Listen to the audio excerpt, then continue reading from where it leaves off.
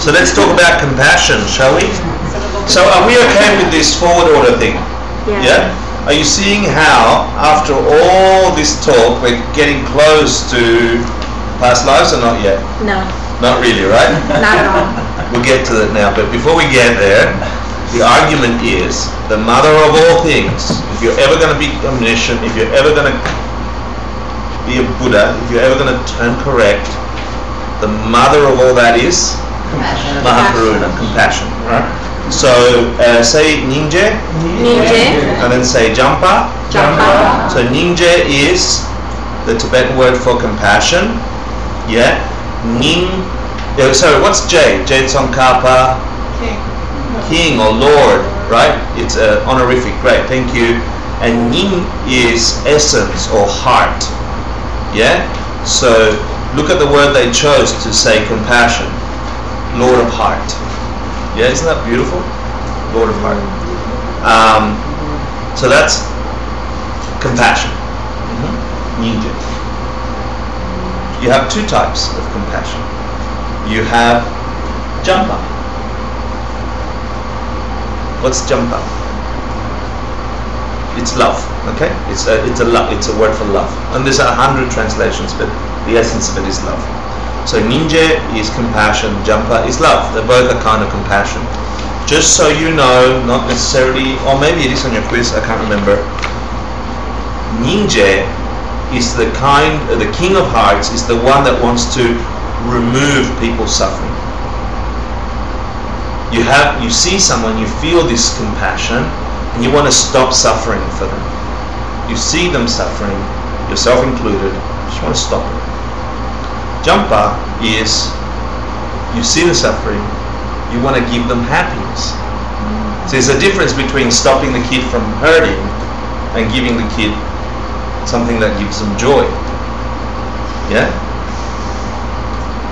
I love that because they correlate so well to the things you should give up, things you take up for our truths.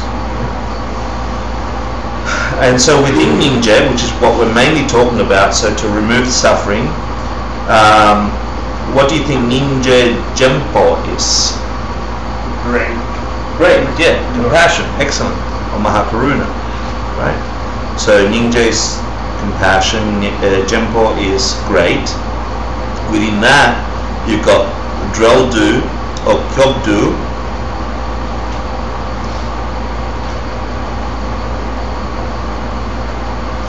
And Dreldu is you want other people to be separated from suffering.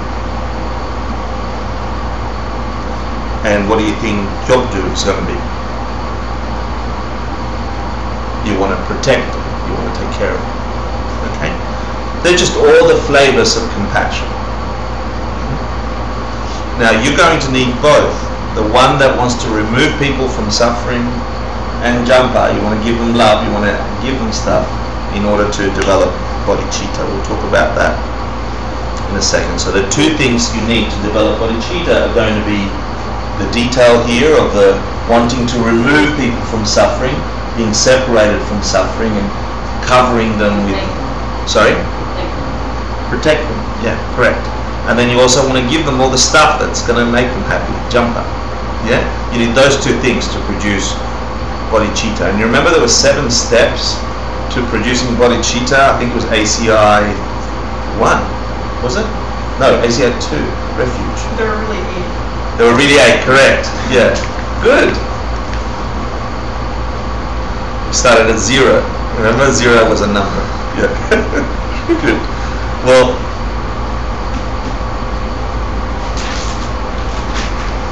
out of those, I just told you Kyobdu is you want to protect them. Yeah? The difference, if you're going to go Hinayana, Mahayana for those that care, is that what's that one? You want to remove their suffering. Right? Sometimes people don't think that you have a bodhisattva track or bodhicitta, sorry, in Hinayana. But you do. You want to remove people's suffering. You do this practice to remove people's suffering. And There's a different way of perceiving and talking about it. But then you have togdu, which is, you want to protect them, which means who wants to protect them? You do, which means whose responsibility is it to protect them? You, which is no.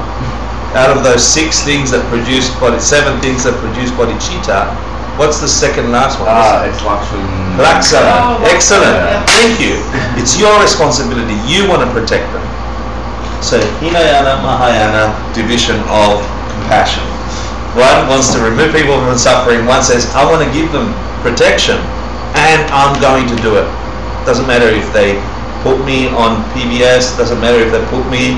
The controversies online, doesn't matter if there's fighting between people, doesn't matter if people throw mud at me, doesn't matter if they want me to get rid of my monk's vow, doesn't matter what they want, it's my responsibility to protect. I want, nobody else can do it. I have to do it. Doesn't matter. They hurt me, they kill me, they spit at me, I'm going to do it. Jesus did that. Yeah, Mahayana, blah blah blah.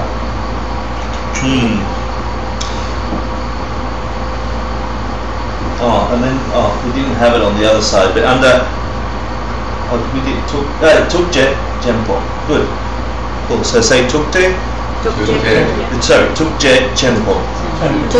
And that's exactly the same thing, except it's addressing the Buddha's great compassion. Yeah, so there's just the difference in language between a non-Buddha being and a being who's turned correct. So, now we have a little definition of great compassion. How long do you think it takes to develop that kind of compassion where you see suffering in your world and you say, I want to remove that suffering from people and it's my responsibility? A second. Just a millisecond? Yeah? So now let's do it. Yep. How long do you think it would take to habituate a mind to develop that kind of compassion in you? How long? Lives. They say, what do they say? They say 30 to the power of 60th. 30 to 60 lives. 30 to the power of 60. So countless eons, they say. Yeah?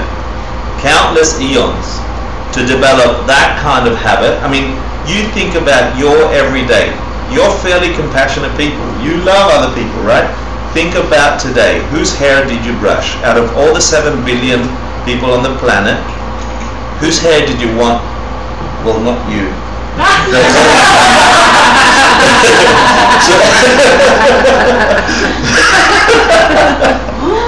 You don't need to.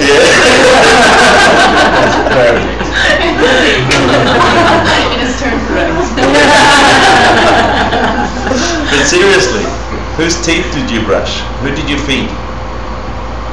Who did you clothe? Out of all the 7 billion that need clothing today.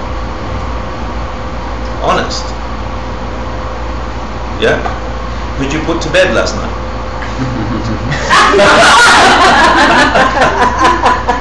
With great compassion.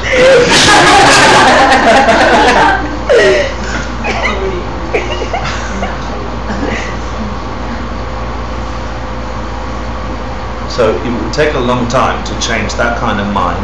And So I have a question. Yeah, I dare you to ask. Okay, so like, I was thinking yesterday that I was seeing somebody suffering a lot, and I was like thinking that, like, how would the Buddha see this person? Like, would they see them suffering? Like, I was just like, and seeing them suffer made me super angry, because like I was clearly seeing how they were just like hitting their own face. But yeah, so and in your mind you were saying, how does the Buddha see this stuff? yeah, no, and I was thinking like, and I was thinking like, I like, you know, like, what do I need to do to purify my karma to not see this person and like everybody's, you know, suffered? Because it's just, yeah, sometimes you like see people suffer and you don't really understand where it comes from, but sometimes it's like super evident. It's like, you know, like for example, being drug addict. Like, what do you do? That's producing the suffering. Yeah.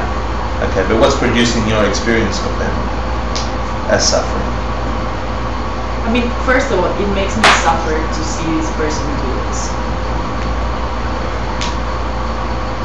Keep thinking that. Keep thinking No, that. like No, keep thinking in that way. You asked it at the beginning. What does a Buddha see? Yeah, well, yeah. Does a Buddha have any mental afflictions? No, and I always come back to this beautiful quote about somebody like myself can judge another person, everybody else would fail. Yeah, yeah. But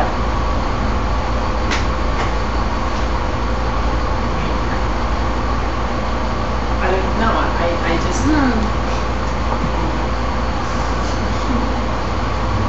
What I like about the way you're asking the question is that I hear that you're practicing. That's the number one thing I'm really happy about hearing.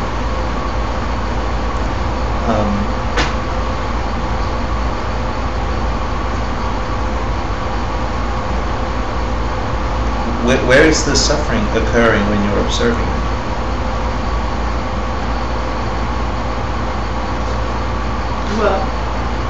Well, this person is like just,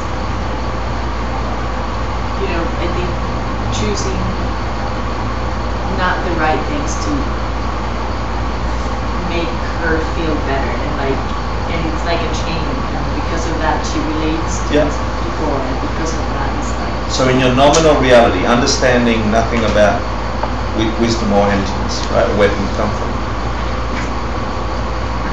Let's talk about great compassion, right? You have this thing, you want them to be away from that. Yeah? You have this compassion, you want them to be away from it. Great compassion would be you want to be the one to help them. In the nominal world, what could you do? I have talk, say, offer, suggest, help, you know, point out things that happen, patterns, but nothing seems to work out. Okay. So let's apply then ultimate reality in there, right? So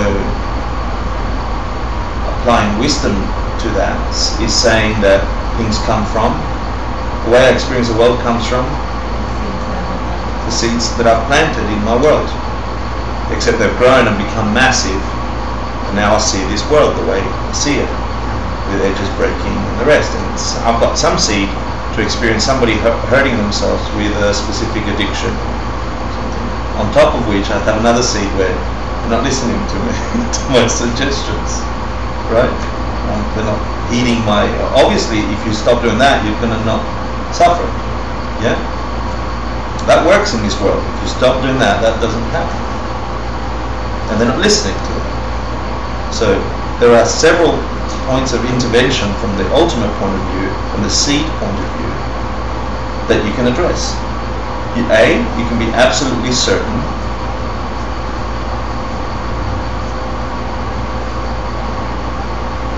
if you understand karma and emptiness and how they function, which is not this class, but we covered it in the first two, that every instant of thought towards helping them, and every action, as stupid or as great as you made it, has not gone unnoticed by your tape recorder in your head, planting seeds of compassion, of wanting to help, of trying everything you can. Yeah? So you can be certain that those planted seeds in the field of your mind must produce good results because they are good seeds. Yeah? But then at the same time you're saying, well, where did these come from? So first, you're certain those seeds are going to come good if you've practiced this path long enough. Secondly, you're seeing these weeds growing. God, they're not listening to me and they're still addicted. So what flavor of seeds must I have planted to have that kind of field experienced in my life? Where am I not heeding somebody's advice what am I addicted to that I'm not listening to other people try to help me? Where is my addiction to things that aren't helpful to me? And you would still have some flavor of that in your actions if you're experiencing the karma. Maybe. That's the only thing I can tell you for that now in this part of the class. Yeah? But in relation to developing great compassion, you obviously have some seeds that produce that in you, and all of you would. Being here, you all have this something. You know, Geshe Michael always talks about we're in this room not because we logically understand that this is a path that will get us X, Y, and Z. We got some silly seeds, some really fortunate good seeds, some luck, some thing that pops us here. It's like we're misfits in this world. You know, we're sort of attracted to this idea, this Buddhism, because it's weird in this world. And we have this subconscious attraction to this stuff because of seeds for a long, long time. Your compassion, your level of wanting to help other people is the same stuff. They say it takes eons to produce in the normal way of behaving in the karma, like trying to help and do this, trying to help and do that. In the high teachings, it can take a lifetime. Yeah, just one. So then, Dharmakirti at this point meets up with the Charvakas, who say there's no such thing as past lives, so you can't develop great compassion. Therefore, you can never turn totally correct. Therefore, you can't have an omniscient being called the Buddha. You see, that's where the whole past life seems to come from. It's the only point in all the scriptures that, well, it's one of the only points in all the scriptures that addresses the idea of past lives. Now we've maneuvered our way through. There's a correct perception. Chandrakirti quotes Master Dignaga. Sorry, did I say Chandrakirti? Or did I say Dharmakirti? I meant Dharmakirti. Yeah, sorry. And so he is now putting forth an argument. He's already put forth an argument that you can have such a thing as a correct perception that covers all things.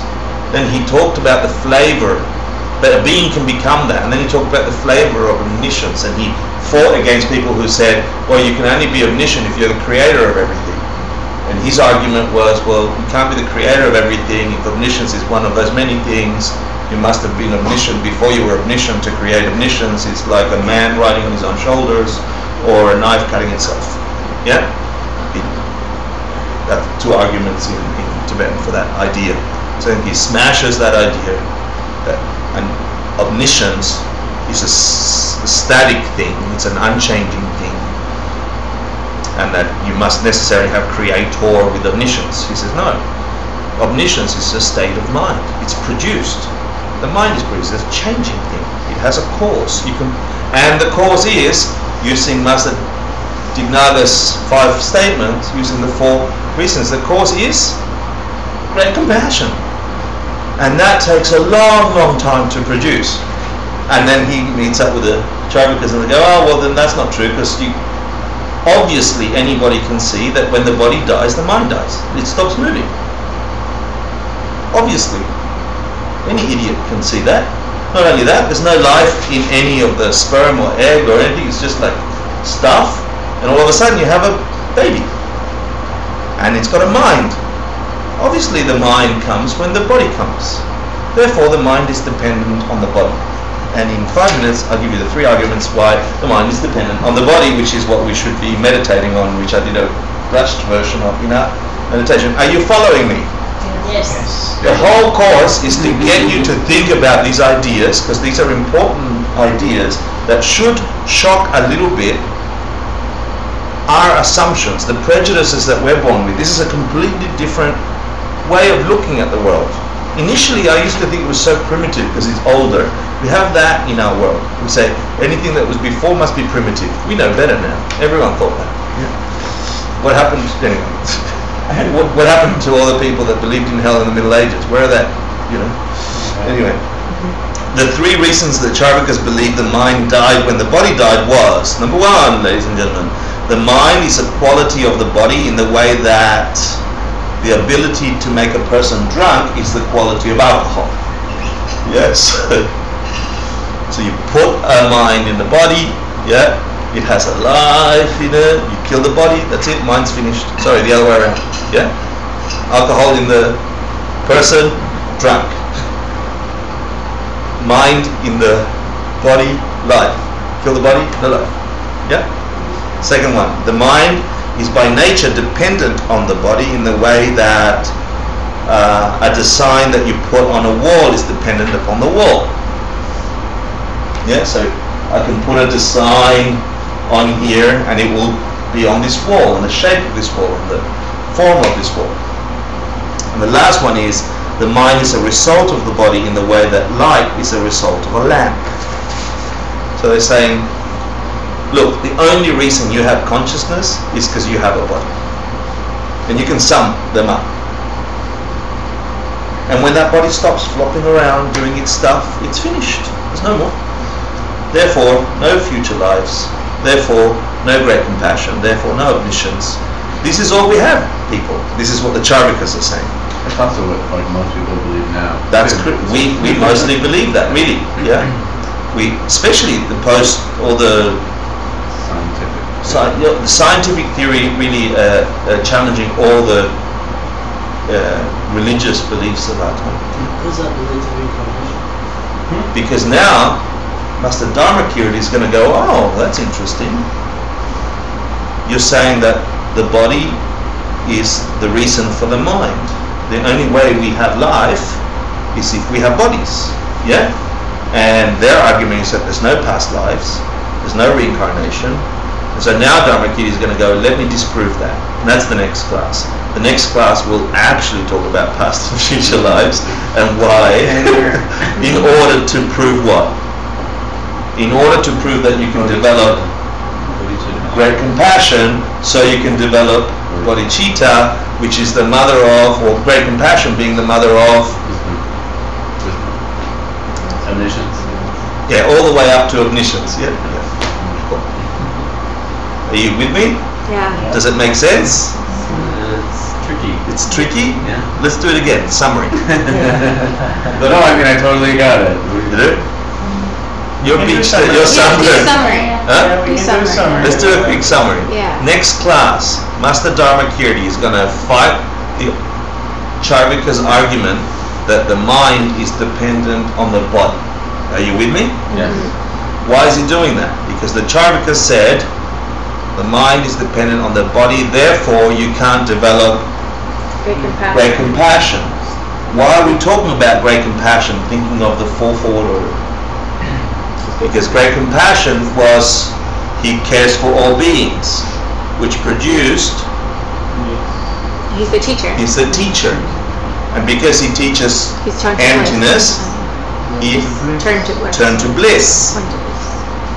And he turned to bliss, produced A protector. a protector. He knows what to give up and take up, which produced a totally correct being. The 5 arguments of Dignaga. Yeah?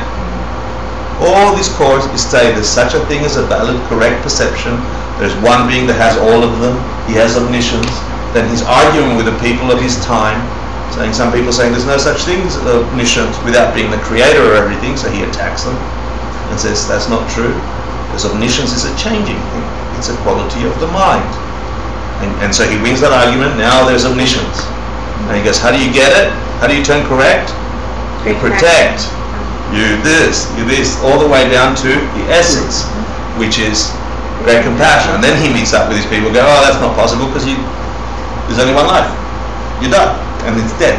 And now he's going to go in and say, not true. So this view must have been pretty radical because most people would It would be like, automatically yeah. believe in reincarnation, right? Exactly. That's why he didn't have to prove it. 'cause Nobody had to prove reincarnation at the time because most people at the time believe in these weirdos, which are now the majority on the planet. Yeah. Because think about it. Just think about it from the creator being point of view, that previous argument. If that is not how your world came about, and we subconsciously hold to that, we're completely blocked from seeing really what causes your suffering.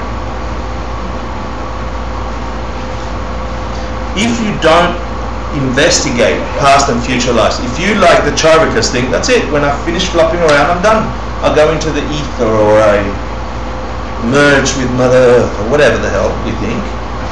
And each of us think whatever because we have that nuance.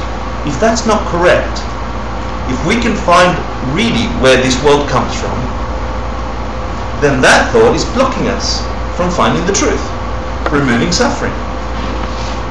That it's not important because you're arguing you want your belief system to be better than the other belief system. It's not that.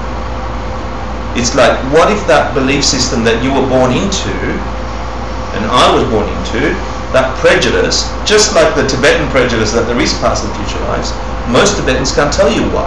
You probably can tell them why after next class better than they can tell you. So what if the beliefs we hold about where our world comes from are blocking us from really seeing where it's coming from and enabling us, helping us to be free from suffering, and then you can help those around you be free from suffering. Can I ask where the number 36 comes from? Yeah, it comes from when you do, is it 7? ACI 8. Death in the Realms, 8? There's a whole, we talk about the Abhidharma Kosha, which describes the entire planetary universal system, and they describe a lifetime and how many possible lifetimes to develop certain qualities. And someone has done calculations of what a kalpa is, which refers to an eon, or countless kalpas, countless eons, and it's something 30 to the power 60. It's a bloody long time. Well, no, the reason I was saying that is the reason they say you can't do it in one lifetime. Yeah, okay, yeah, so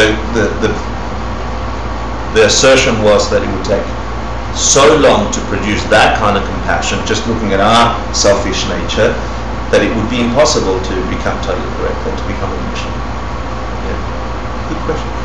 So did we get clarity on the entire course finally? Because I know that the course was this part is weird and that part is weird, and now is it coming together? Yeah. Getting closer, yeah. Getting closer. Finally we're going to talk about past and future lives. They're dedicated, my goodness. Actually, before we dedicate, I want to do a project in every class.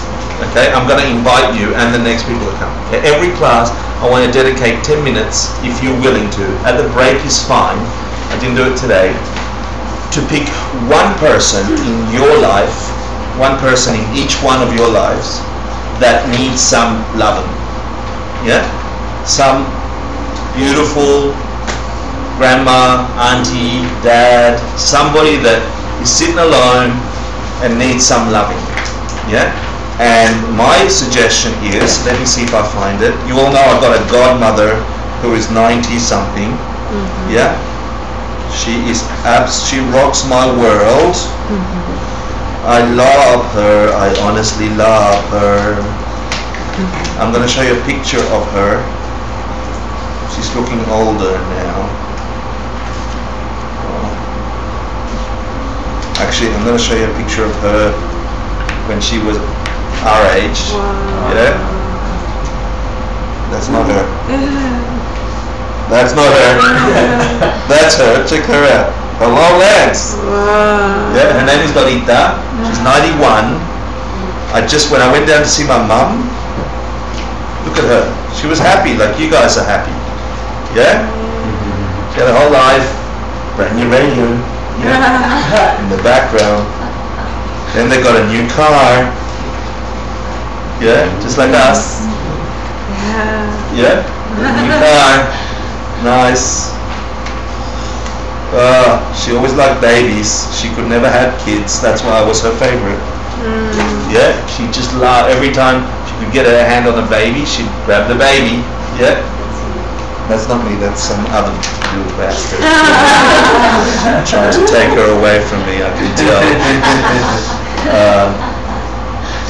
She drank champagne and was happy with her friends during summer parties, just like we do. Nice hat on the guy.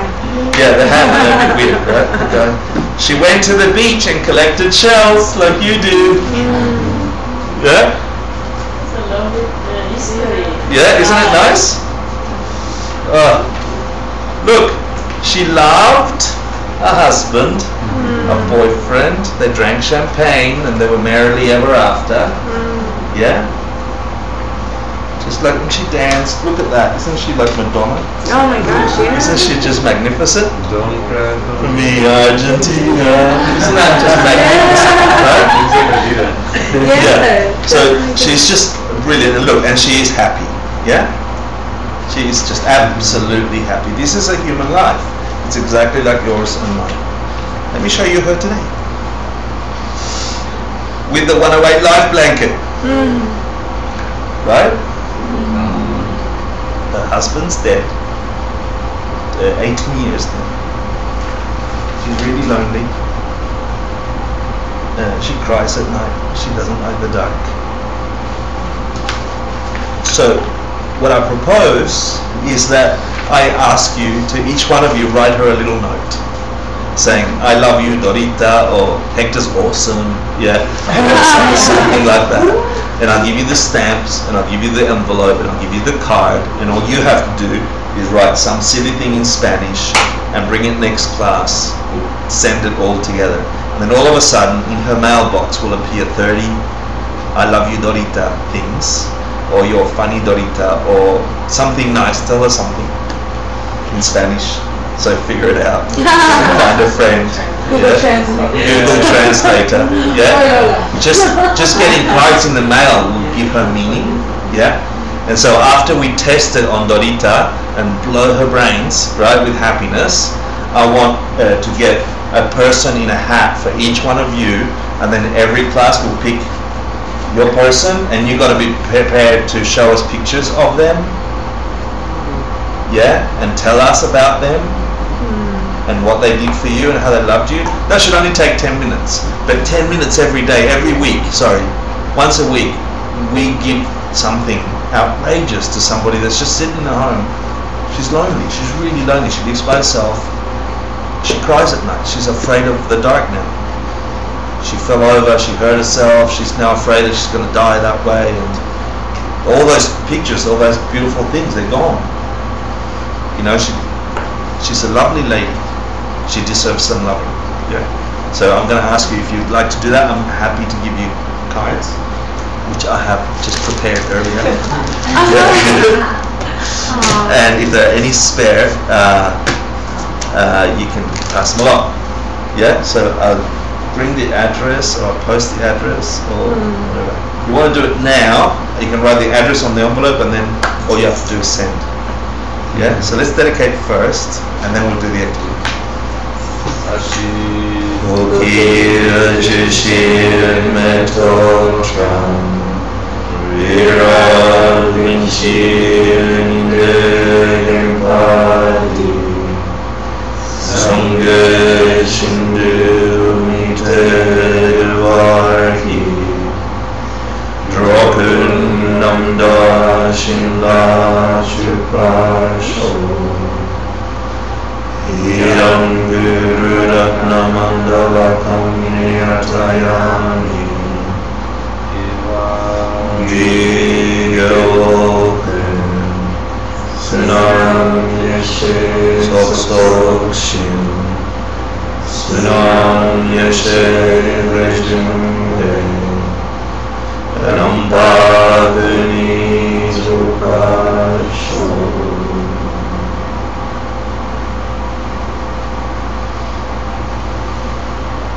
Thank you for coming in the middle of summer.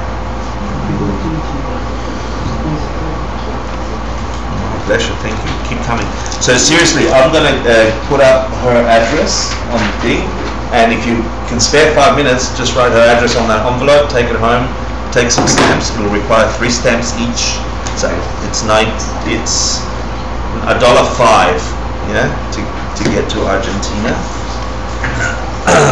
And yeah, come past them out, envelopes or whatever. And next week.